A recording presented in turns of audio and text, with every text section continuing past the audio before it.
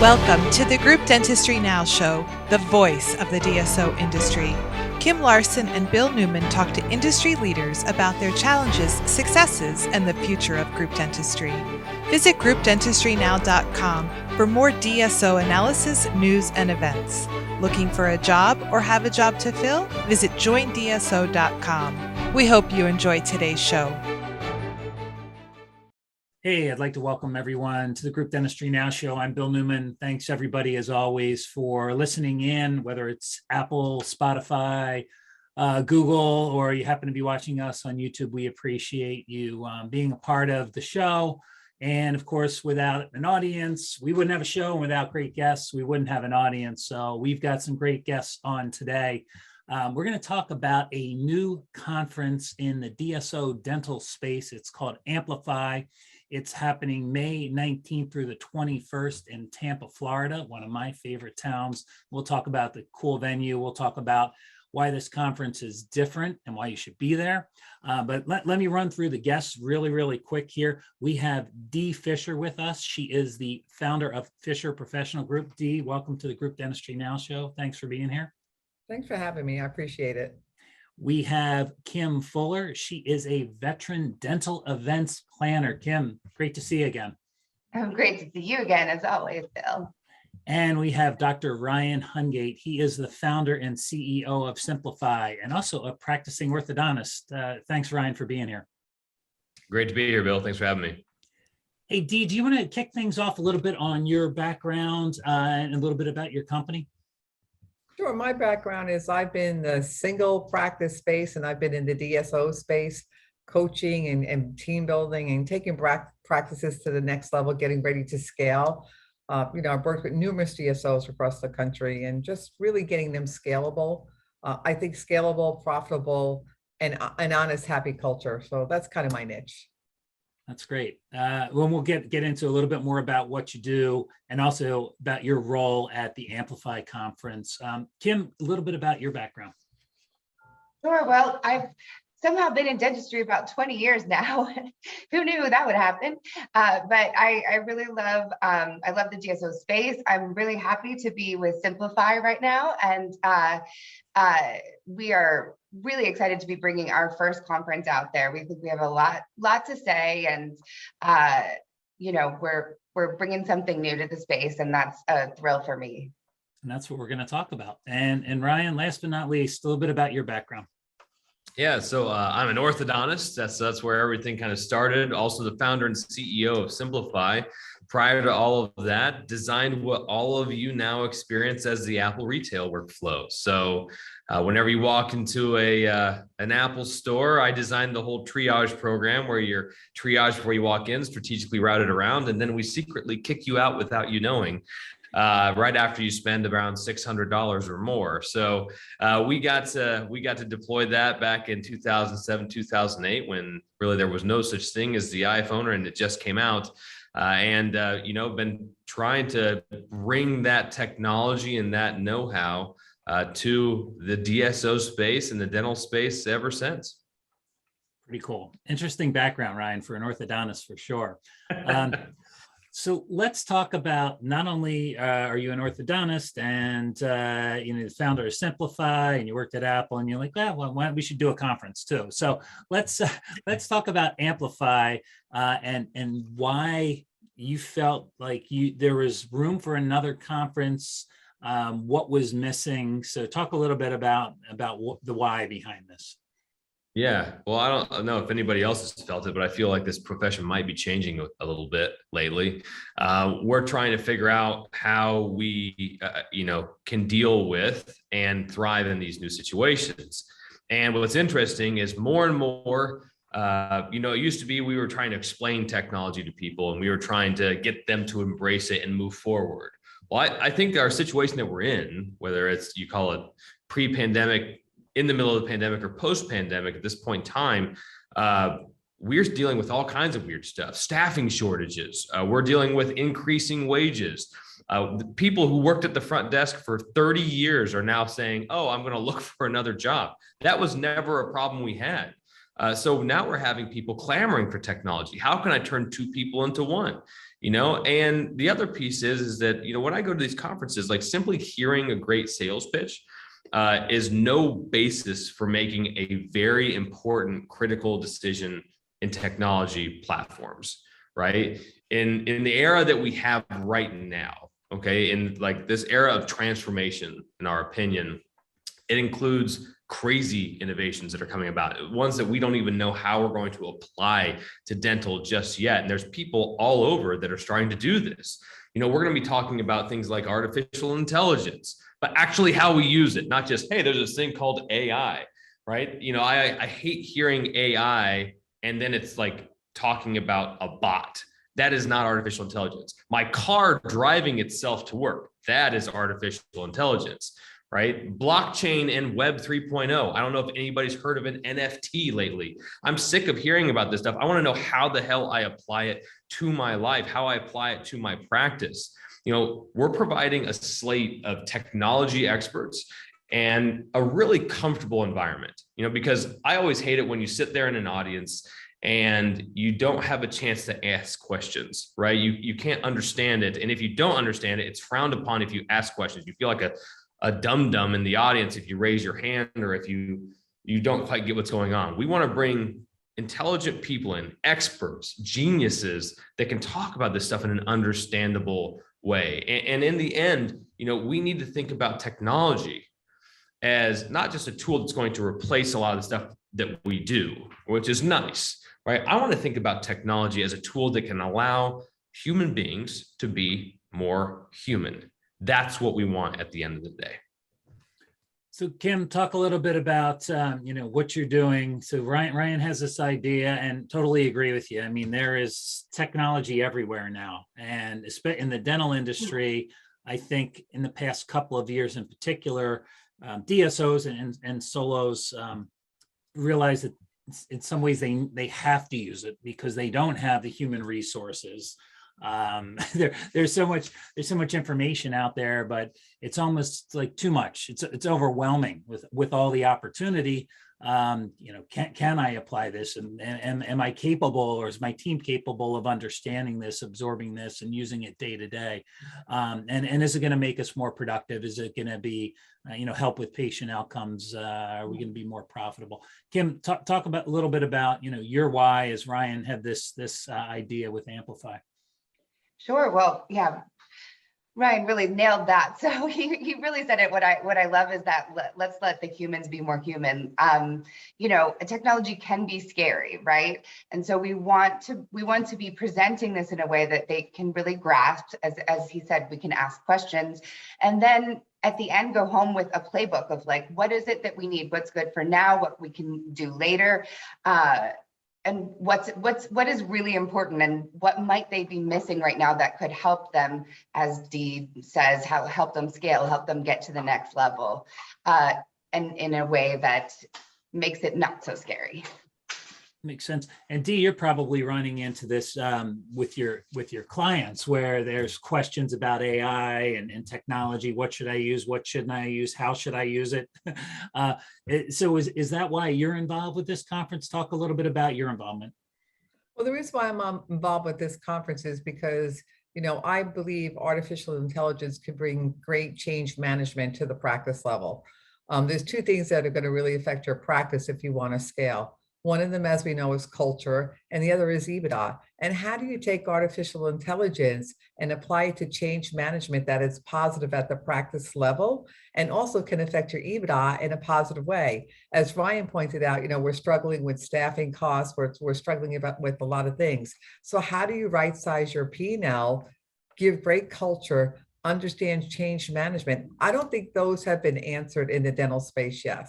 And I really would love people to be able to sit in a conference and say, okay, give me the playbook, show me how I'm going to do that, have a tactical Monday morning that they're going to go home with and say, okay, I can explain to my team now why we are doing this. I don't think the why for the team has been explained. And as Ryan said, when they hear AI, they're thinking someone's going to take their job. Absolutely not. It's going to enhance it. And what is the teaching mechanism for people in our space, team members, to really understand artificial intelligence? You know, we read a book, we hear Tesla, we hear, you know, all these things, but do we really know what it is? So, you know, give them the know, and you know, you have the why, you have the know, you have the golden circle. And I think, you know, when Ryan spoke to me about this, I jumped on board right away, because I said, Ryan, this would be so valuable. Let's talk about the team member at the front desk. Let's talk about the team member with the virtual dental assistant. They see it as a threat. It's really not a threat. It's a compliment. And we in the dental space need to explain that compliment. I think that is so lacking right now, in my opinion. And I thought no one better than Ryan, with his technical background, bringing this to the space. You know, and look, you know, we have to start somewhere. I can remember going to conferences when there were 10 people, 20 people. Now they got 1,000. But I said, Ryan, come on, let's kick this off. Let's go. We start small, we'll get bigger and bigger and bigger. But if we don't populate the space with knowledge, people are always going to be scared of AI. So that's my why. It's a great point, Dee. And you mentioned something early on. You mentioned playbook. So there are some things that you thought were lacking with some of the other conferences. Talk a little bit about, you know, what you're going to bring to the table for Amplify, what you feel was missing. So I really want to see workflows. I really want them to understand the workflows. And I don't think it was intentional on any conference to miss that. But I think you really, if you're doing an artificial intelligent workflow to make humans understand how to use this, you really have to lay out the workflows. You know, it has to be from, you know, the bottom up. How does that work? How does that affect me? How does that affect my department? And have a domino effect that it's all positive through the culture of the company. I just feel that workflow has not been laid out clearly. And I think what Ryan's key thing is, who and when can we ask the question and not feel like we're a dummy in the audience? I mean, it's so true. How many times you want to raise your hand because like, oh, I don't want to be the one that doesn't know. And so for me, I think Ryan giving them the space to do that is going to be key. Yeah. And how many people have actually walked home at the end of conferences, in my opinion, where they're like, I just had a really, really fun time, but I'm not changing anything. Right? I'm not going home and I'm not making a decision on what I just did, because I don't even know how to apply what the people on stage just talked about. Right? We want to give those people, we keep saying it, a playbook, a cookbook, to go home, understand what's urgent and needs to be addressed now. Because there are some things that if you don't have them in your practice yet, you need to get on it, because other people are doing that and your patients are expecting it. You know, when is something going to become a problem? Understanding it when you see that hit, right? What's a nice to have at the end of the day? You know, like, I don't really need this that much. It'd be cool. Maybe I should pay attention to it to have it one day, right? And then understanding how they can measure that. You know, that's what D is unbelievable at, right? Helping practices understand how to measure the outcomes of what they're applying. Right? The 101 on this stuff, maybe even the 401, right? Whatever we might want to do out there to actually take immediate action and make immediate differences in your bottom line. That's what we want to be able to do, to walk away and go home and say, here's what I'm going to do to make things better. And, you know, I hate the term future proof, but really it's what it is, like future proof my practice for what people want immediately. You know, and I'm going to give you a real quick example of like a workflow that can change a situation. So, and just an example to give you an idea. So we had a team and we said, why don't we have the hygienist take the payments in the back at the chair? And they were like, we've never done that. I said, well, let's talk about this. If we have the hygienist take the payments to the back of the chair, we could dismiss them just to go home. They're not stopping at the front desk, doesn't tie up the front desk. But if you take this, every time the hygienist walks up to the front, it takes about 58 seconds. 4 hygienists at 58 seconds times 10 practices costs what? When they could be in the operatory, breaking down the room and getting ready for the next patients. That's what we want to teach. I think that's a little bit different. And so when Ryan and I, and we're all talking about this, it excites us because right there, like I said, if you even took that over 50 practices, saving 58 seconds per employee walking up, what does that do to your EBITDA on your staffing cost? So things like that. I think Ryan and I, we just like, I guess we could be 2 nerds going doing this all, but you know, that's an example of a workflow to be taught. Yeah, great stuff. So just a couple of things I'm taking away here: workflow, playbook, AI. So we've got that covered, right? So we're also going to be talking from a technology perspective, well beyond AI. So let's talk about some things, Ryan, that you're seeing. I'd love everybody to kind of chime in, that are revolutionary right now. It doesn't necessarily have to be healthcare or dentistry, but some things that you see that are going to be talked about at this conference that I think we, as whether you're a clinician or whether you're somebody that's working in a DSO setting, need to really understand, because it could be applicable, whether it's now or down the road for a dental practice. So go ahead, Ryan. Yeah. So there's a few things, we've talked about artificial intelligence and how that's going to be enhancing things, both on the clinical side, which, a lot of you have seen how we're actually enhancing, vision on radiology, right? Being able to assess x-rays very quickly, look at things that we might have missed, or even better yet, know for a fact that they're going to be approved by the insurance company. My God, could you imagine the keys to the castle being in your back pocket whenever you want them? Talk about efficiency, right? The other piece is cryptocurrency and a lot of our payment processing and how we're moving things through there. People look at that and go, okay, I'll buy Bitcoin or I'll buy Ethereum or whatever it might be, that some fancy name out there, Solana blockchain, US dollar coin, all these different things that people don't understand. What if we told you that you don't have to pay processing fees because of cryptocurrency? Now, do I have your attention, right? Do I have your attention that I could save you 3% on your business by doing absolutely nothing? That's interesting. What if you could apply cryptocurrency in that manner to your practice? I mean, what's funny is that would make a difference to a one location practice. What if you have 30 locations? My God, right? These are the things that we have to pay attention to, because look, one day somebody's going to have a click of a button and you're going to be able to apply that to your practice. No problem, right? But that's going to be 10 years from now. Do you want to wait 10 years to save 3% on your business, or do you want to know how to go apply it tomorrow? That's the question you have to ask yourself. Both work out. It's just one of them, you have 3 extra vacation homes and you get to pay for your kids' college a little bit earlier. So that's what we want to help people understand. How can they apply all these crazy buzzwords out there, NFTs, Web3, all these different things? How do we apply that to these practices in a practical way today? Because there's some unbelievable companies that have been doing the research, figuring out the why behind these things. And if we can tell people the why, and really the how later on is what Dee is going to focus on. The how is what they need to be able to understand and go home and take care of. And that's what's so excited about all of our panelists, all of our speakers. That's all we're talking about. And we're going to tell a coherent story from point A to point Z that you're going to be able to understand the why and the flow that you're going to be able to experience in the future and that you can go apply today. Great stuff. And I remember seeing Ryan speak years ago about cryptocurrency, and I probably should have bought in then, and darn it, I didn't. So, but I'm in. There you go.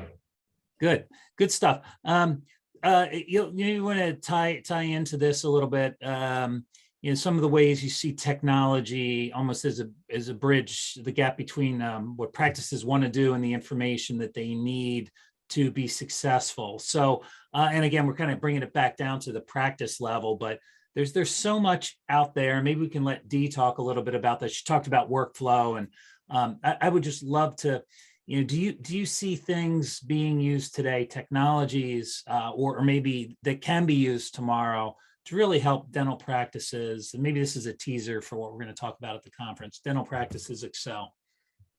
Absolutely. And for me, I think once they get the clear understanding, they will know how to put it in their practice and they can excel with it. I'll give you a funny story. I was in California. I was talking to this practitioner, and he said to me, I just can't get my people to work on time because they said they're too tired to drive to work. I said, get a Tesla, put him in the car. I said, the car could drive him to work. We got solutions with artificial intelligence here. And he started laughing. He said, you know what? That's not a bad idea. And so he bought a company car that's a Tesla. And he just said, when anyone's tired, I just put him in the Tesla. I show him how the car can drive. So in humor, though, he learned that, maybe I need to bring artificial intelligence to the practice level. What does that look like? And explaining to him those things that can really enhance your practice and not threaten your workflows, and also not threaten your teammates. So I think that's the biggest key here is, I think for us, how do you enhance a practice with artificial intelligence? Where do you start? Because all of a sudden, one of the things I see, okay, we'll get, 15 artificial intelligence packages. We're going to put it all at the practice level. We bought this package, this package, this package. They don't talk to each other. It becomes, it's clustered up. Where do you start? What is your first purchase in artificial intelligence? So let's look at your practice, your individual practice, because on one end it might be one, on another practice it might be something else. And I think the one thing that Ryan has mastered, which really impressed me, is how they complement each other. And that's going to be discussion at the conference. We don't need 15 things. Maybe you start with one or you start with two, but let us give you advice on what those one or two might look like. And once your team gets comfortable with one or two, they're going to want to soar. They're really going to say, hey, this, now I understand. So and for me, I look on the business side. If I have a great cost savings, it's going to my EBITDA. And if I want to scale and go for merger and acquisition, I want that EBITDA to be healthy. So if artificial intelligence can take me there, bring it on, is what I tell everybody. I said, it's gonna play well at the table if you go for a merger and acquisition. Yeah. How many people out there have you seen where they're like, man, if Bobby at the front desk left, I'd be screwed. You are not able to be merged in with a DSO. You are not able to be rolled up by a private equity group if that is the case. Okay. Like, you cannot have these stopgaps. What people don't understand is that by applying technology and making things more scalable, you get more multiples on your EBITDA. Like, if you walked up to a practice and you said, tomorrow, if everybody left, everything would just magically keep on going. That's what I want to buy if I am rolling up practices. I want that model. Oh, that's what I need. I can insert anybody tomorrow. I can hire anybody and train them within 48 hours. My Lord, right? Your whole segment that you're doing, D, working smarter and not harder. That's beautiful, right? And I don't know if anybody else has seen this. Has anybody else heard that their front desk is a little bit more stressed than they used to be, right? I sure as hell have, right? Your front desk right now can only make 5 calls, five outbound calls a day, right? That's a D. Fischer statistic, so it's right, right? So this is the stuff we don't think about. Why are these patients not coming back in? Oh, they're doing 10,000 things at the front desk.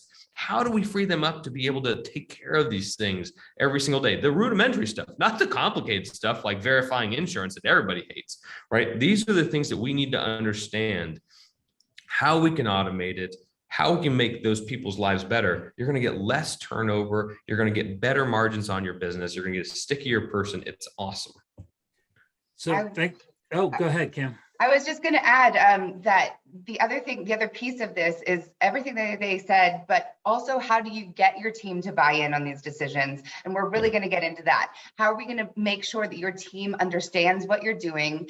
And how do you finance it? How do you get the money to pay for technology?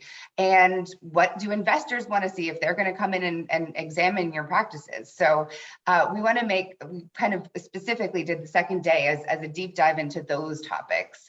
So it's not just as a theory, what are we going to do? Let's think about it, but let's actually figure out how you can implement it. So great segues, both Ryan and Kim, because I wanted to talk to Dee a little bit more about her specific segment, the work smarter, not harder. It's not just you, Dee. You've got a couple other people that are going to be involved in that. So talk about that. I mean, sounds great, but what are you going to talk about? We're going to talk about bringing your team through change management and bringing your team on board and how this all becomes really successful. So for instance, you remember, this is going to date me. I'll never forget this. Many, many years ago, we had this paper appointment book. And I can remember that change management had to go, in fact, to get the team to buy in and go to a computer, because we were starting to work smarter. Computers were coming in. And I'll never forget, we were in the process of doing a merger, and someone walking through, one of the CEOs that was going to purchase, and said, well, they're not computer savvy yet. This is going to cost us $30,000 to buy all these computers. This is what it's looking like. This is going to hit our bottom line. And a light bulb went off on me and said, okay, we need to teach change management, so we're working smarter. So we realized when we went from writing down on an appointment book to going to a computer, again, what were the efficiencies? What were we saving in time, employee cost, and not only satisfaction to your customer across the desk, you can actually talk to them now instead of having your head down and writing. So working smarter comes to customer service. I think it's a point that is missed sometimes, but what do you really need? You need to understand your customer. You need to understand that customer service, and you have to have all those tools to allow you to do that. That's working smarter, because I'm sure when you walk through the door, Bill, and you have someone that has a head down like this and says, hello, it's not a friendly feeling. That's not working smart. So we're going to take you through, we'll take you through flows. We'll take you through change management. And I think change management shows you how to work smarter.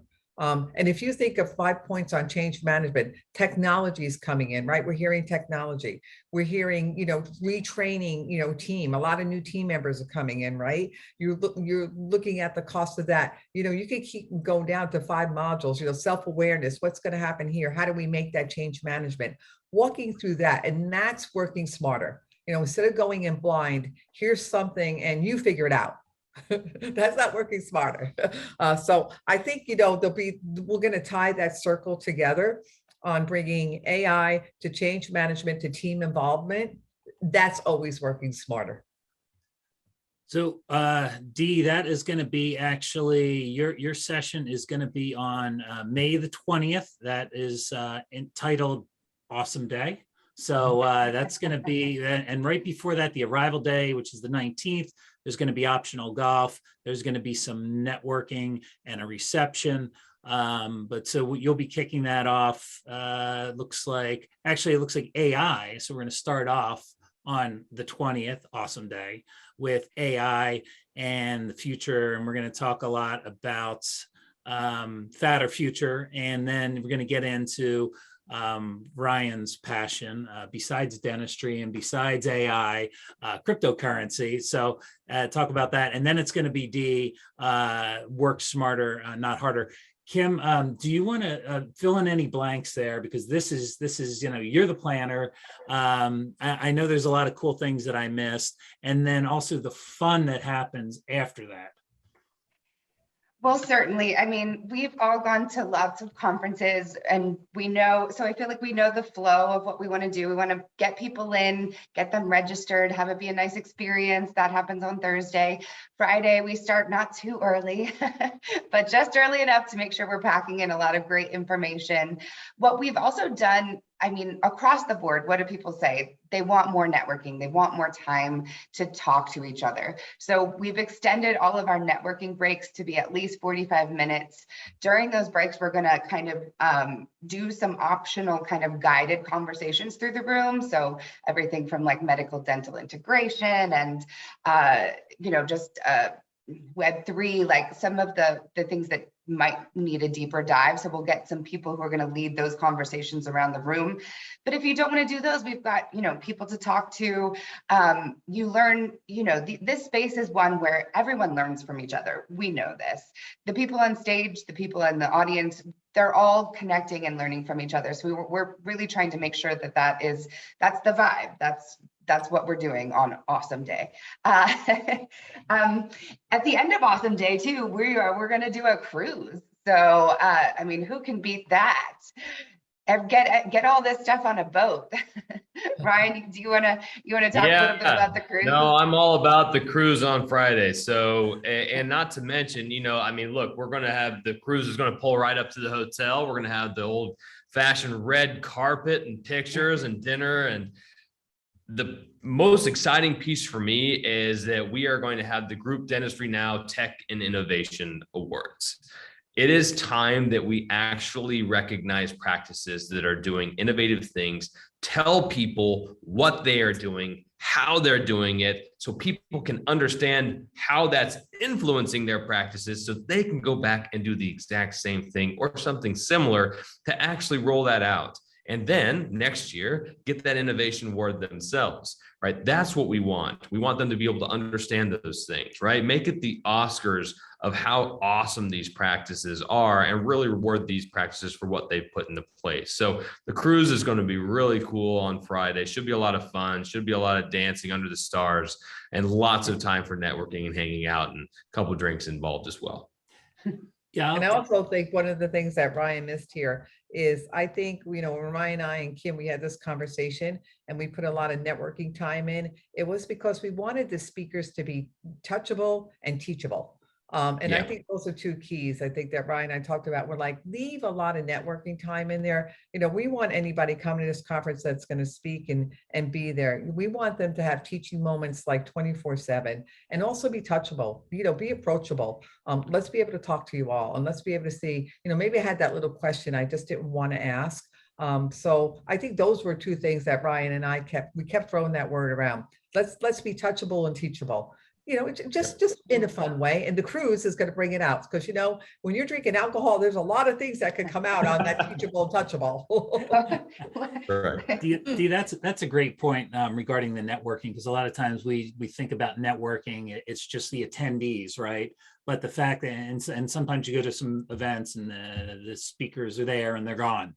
So it's great. A lot of people don't either feel comfortable asking the question, or it doesn't come up until maybe some networking they have with other people and like, oh my gosh, yeah, we never really found that out. And they can go to the speaker and have that conversation, whether it's, on the floor during those longer networking sessions, or whether it's on the cruise. And I'll just give you my 2 cents about Tampa. And I mean, I spent a lot of time there in that particular part of Tampa, and there is so much to do. I mean, it is a great place for a conference. It's a great place if there's restaurants all over the place. Everything's walkable. You're right on the water. And to Ryan's point, you just basically leave the restaurant and you hop on the boat and you're on Tampa Bay cruising around. So it's going to be pretty cool. And the awards that we're going to have there, from technology to the DSO influencers, we're going to celebrate people that maybe haven't been celebrated before. And we can find out from them. They're going to get the opportunity to speak and tell us about their successes, which, is really important, and another great way to find out, how people are doing things in different practices or different DSOs that maybe you can learn from. So certainly excited about that. Let's wrap a couple things up here. I know, Kim, you probably have a couple things you want to say. I want to make sure that we talk about some of the other speakers that are going to be there. We're going to have Dr. Cindy Roark from Sage Dental, Dr. Tarek Ali, Rondi Michaud from 42 North, Cassie Talon from Partnerships for Dentists. We're going to have Dr. Fehmi, Mike White, Mike Montgomery, Brian Kaleo, Fred Joyle. I'm sure I'm missing some people, but that should be enough, right? And of course, Dee and Dr. Hungate and some others. And Kim, I'm sure you're going to be moderating something and be involved, and you always do a great job. Thanks. Yeah, well, we'll be throwing, one of my favorite things is throwing some fun into the segments as well. And I know that Dee does that too. So our, FAD or future technology segment, we'll do that in a fun way, make it interesting, but also fun. One of the things that you just talked about, all these speakers, this was the only, I think we've covered basically everything, but I did want to throw in that, when you listen to that list of speakers, these are end users. These aren't people telling you this is how you do it and, not actually doing it. We have people on stage speaking who are using these things, who are bringing them into their practices and understanding how they work and wanting to help explain to everybody else how they're doing it. So we want to make sure that that's noted too. It's not, we're not up there kind of just talking about how we would do things. We want to bring the people up who are doing them and have them explain. Right. These aren't just product pitches. These aren't vendors up there. Yes, that's important to note. So yeah, absolutely. That's great. But yeah, that's it. I think we've done it. I mean, we got cruising, we've got lots of education, we've got technology, questions, all that good stuff. We're going to do it. So I think we've probably forgot one of the most important things is, well, how do I sign up, right? And can I get a discount? So yes, and yes, we're going to give you both. So it's pretty easy. It's amplifycon.com. So con like conference, not com like .com. So go over that a couple more times. Amplifycon.com. amplifycon.com. Amplifycon.com. And if you use code GDN, like Group Dentistry Now, GDN22, like 2022, you'll get $100 off. So again, amplifycon.com, use code GDN22 to get $100 off. It's May 19th through the 21st in Tampa at the Marriott, right downtown, right on the water, great restaurants. Hop on the boat, go cruise around, get dressed up, celebrate, learn a lot, figure out how you can actually use technology in your practices, get the playbook from D, learn about cryptocurrency, learn about things that maybe have been a little mystical to you, mystifying, but you can take and actually implement in your practices when you get back on Monday, which is one of those things that a lot of times you come out of conferences and you just don't know how to do. So any final thoughts before we sign off here? I would just like to say, encourage everyone to bring teammates, to bring a teammate to understand, because so many times we have the practitioner sitting there and they go home with the playbook and the teammates are like, well, that's great. You heard that. I'm going to encourage everyone. I think that Brian and Kim and I and the team that's teaching here really sat down and said, let's make this, affordable for them to bring teammates into this space, because I think that would only enhance the experience that you're going to bring back to the practice level. So I would encourage 1 or 2 teammates, bring them along. And, we might do a pre-op team thing. Never know. Love it. That's a great point there. Is that it's not just for the owners of the practices. It's just not for the clinicians. Bring the teammates as well. So with that, I think we'll end things here. Appreciate everybody being involved in this. I'm really looking forward to this conference. It's going to be a lot of fun, and we're going to learn a lot, and it's going to be different. We'll make sure we drop the code to save $100, and then also amplifycon.com, the URL to sign up in the show notes. So that's it. Until next time, I am Bill Neumann. Thanks everybody for joining us, and this is the Group Dentistry Now Show. The Group Dentistry Now Show has listeners across North and South America, Europe, Asia, and Australia. If you like our show, subscribe today, and please tell your colleagues about us.